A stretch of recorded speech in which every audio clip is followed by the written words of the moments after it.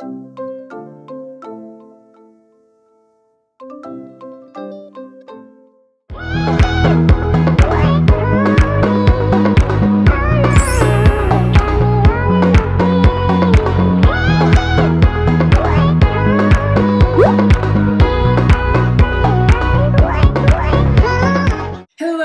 are you? I hope you're doing great. Happy New Year again. I hope you're having a wonderful start of this new year, 2020. So before 2019 ending, I made a video of how to balance your life before the year ended, and now I want to make a video of how to actually stick to your goals, how to actually fulfill them, and how not to give up in the middle of the year, because I feel a lot of people, and me in the past included, have been like making lots of New Year's resolution as soon as the new year started, and then in the middle of the year you just stop working on them, or for somehow they just disappear of your life.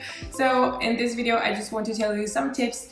Some I have done before, some they're new and I'm working on them, to actually stick to your goals, fulfill them, and not to give up. Okay, so tip number one is going to be to get started now. And I know I say this a lot, but in this case I want to tell you to take advantage of this fresh start. So generally speaking, where people are willing to make changes or incorporate new habits or new goals into their lives is normally when there are new beginnings. The start of the week, the start of a month, the birthdays coming, so they want to change. The start of the year is normally when everybody wants to make like changes and put new goals into their lives. When there are new beginnings, there's this fresh start effect where everybody thinks that if they start at this point, everything is going to work out. You have probably heard like new year, new me. This tip is for you just to get started now and take advantage of the new start effect, because you're going to be more motivated than when the time passes by. And something that I'm going to add in this mini tip is to try to get this fresh new effect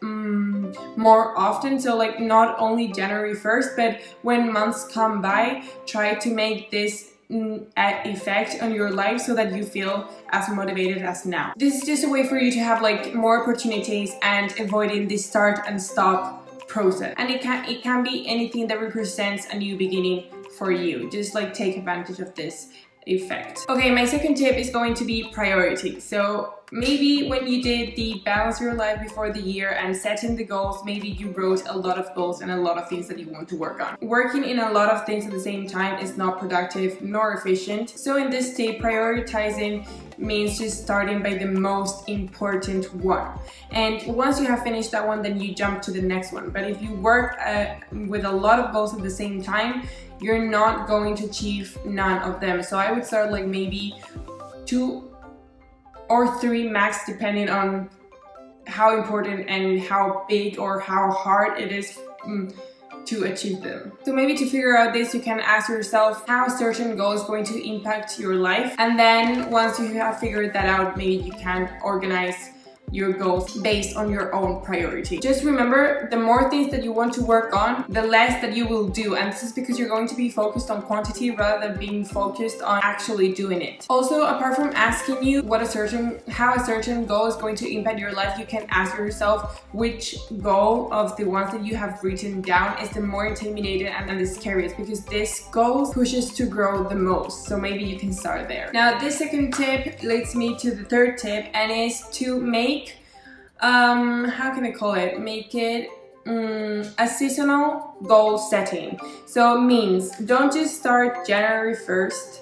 Well, actually we're not in January 1st anymore, but 5th of January, so it's still the beginning of the year, right? Don't start the year saying, by the end of the year, I'm going to accomplish this, and this. Try to make it a seasonal setting. So we have 12 months in 1 year. So maybe what you can do is do a seasonal settings each 3 months. Say for example, your goal is being fit, eating healthy, and for example, reading more. Okay, so there's these 3 things. I really think they can really be combined together. You can focus on these 3 first for 3 months, to say January, February, March.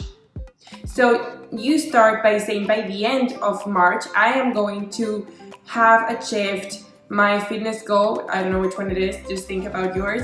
My health goal, and I have read 2 books, I don't know, depending on how much time you have, but depending on the goal that you have. After prioritizing, make a seasonal goal. So by 3 months, I will have done this, this, and this. Now, the 4th tip is to track your progress. So whenever you achieve a goal, write it down, write how you have felt, how hard it was to get that. Regarding the seasonal setting goal, when you have finished those 3 months, go to your progress tracking and write down what you have achieved during those 3 months, how hard it went, the effect that it has had. Just try to reflect on all of that, what you have missed and what needs to be done, because this way, if you track this and you know what happened during these 3 months, it's going to be easier to plan the next 3, because you have learned a little bit more about yourself, and the 3 next months are going to be better. So it's important, in order to make this work, to track your progress. Also, by doing the seasonal goal setting each 3 months, you're going to create the new beginning, the fresh start effect. So every single 3 months there's going to be a new beginning of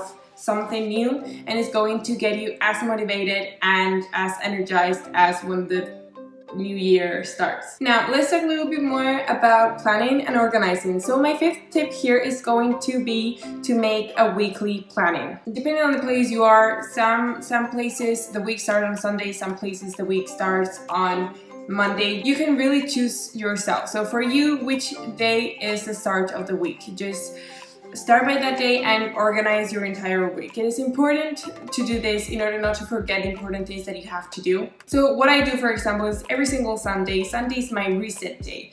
It's not the beginning, but it's like getting ready for the beginning of the week. So the first day of my week is Monday, and by Monday I want to be fully prepared and not wasting time on organizing the things that I have to do.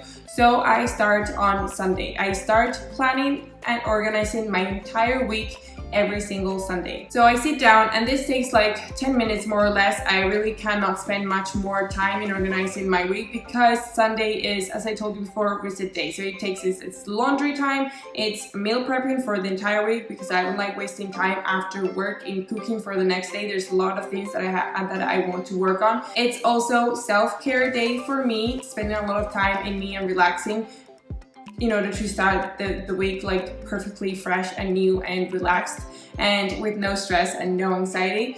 So basically, the organizing of the week takes like 10 minutes. And this is going to actually help you to make progress on your goals, because you're going to be writing down what you want to do, what things need to be taken care of, what things you need to work on apart from your job, like what things you need to do regarding that goal. And it's just this moment of the day where you can evaluate what specific actions you need to take. It's an opportunity to see what you actually need to be doing on a regular basis. Tip number 6 is implementation and intention. So this means you have to be doing daily commitment. So apart from planning my week on Sundays, then every single morning with my coffee before going to work, way before going to work actually, I plan my day. Some people do it the day before at night.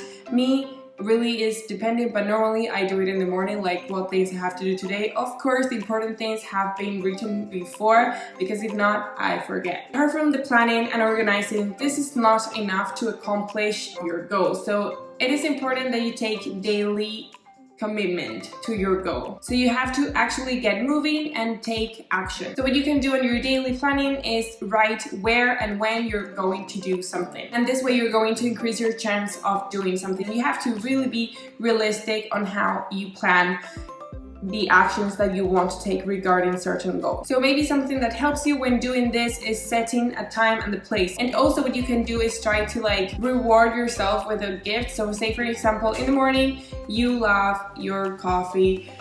This is me just waking up. So in my case, I do not get my coffee until I do one of the actions towards one goal. Imagine there's that one thing during the day that you really love doing and that you don't want to miss ever. So plan your thing and tell yourself that you're not going to be doing that thing that you love until you have accomplished this mini goal of the day. Now, tip number 7 is avoiding the panic effect. There's one point in your journey when you're in the middle of achieving your goal and you're going to start panicking. So normally when you start a new habit, when you start a new goal, when you start working on your dream, just when you start a new project, you feel relaxed and you feel comfortable because you still see that there's a lot of time to actually get it. But then what normally happens is that when you're in the middle of your project or in the middle of accomplishing that new goal, you see that time is running out and that you actually don't have as much time as you thought in the first place. So this is what gets you started panicking. It gets you started getting stressed, and you actually start thinking that you're not going to be able to fulfill it. So because you're just focusing on the deadline and that it's coming and it's getting closer, you start reducing your focus, you start reducing your motivation, etc, etc. So in order to avoid this, you can set your own deadline before the actual deadline.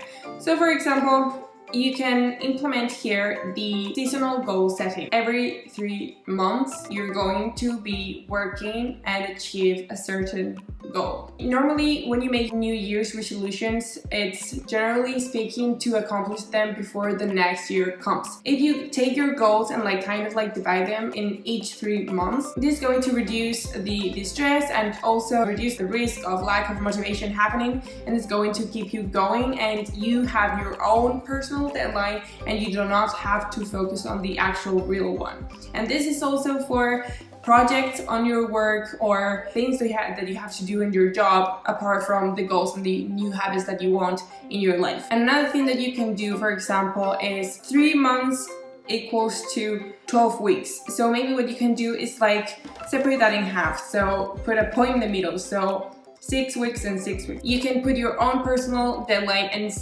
track your progress, see what you have done, what you have not done, and see if you need to improve something more, or you can keep on working the way you're working. So this little point in the middle is going to help you okay, reevaluate what we're doing, what we have achieved, and how to keep on going, and we're on time, we're okay, we're good. And now this leads me to tip number 8, which is be prepared for the bad things. So what you can do in order to fail and in order to be prepared for failing is visualize yourself in the future and visualize yourself failing with that goal that you want. So for example, let's start by the mini goals.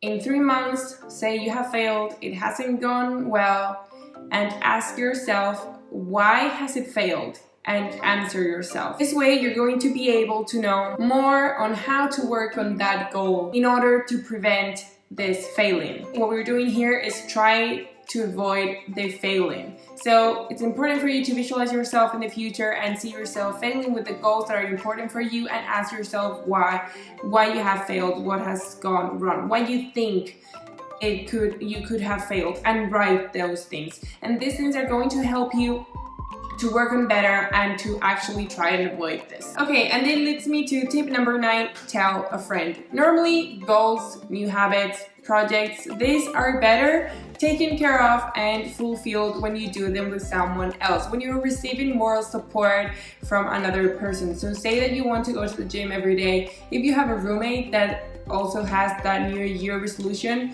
just do it together. I'm not saying that you have to work out together, but just the fact of going and coming back together is going to increase your chances of achieving that goal. Also, imagine that friend of yours does not want to do that New Year's resolution. You can tell your friend, someone that you love and that you trust, what goal it is that you're working on. The fact that you are the only one that knows, you can really stop whenever you want. But if you tell people about your new goal, it's going to make you try harder to achieve them, because you actually told people that you're going to do this. Also, you're going to be supported by your friends into achieving this, and this is going to give you twice as motivation. And I understand that some people do not want to tell their goals, and I'm one of those people. Well, it really depends on the goal that I'm talking about, because normally people think that whenever you say something to another person, you're going to jinx it and you're not going to achieve it. But maybe instead of saying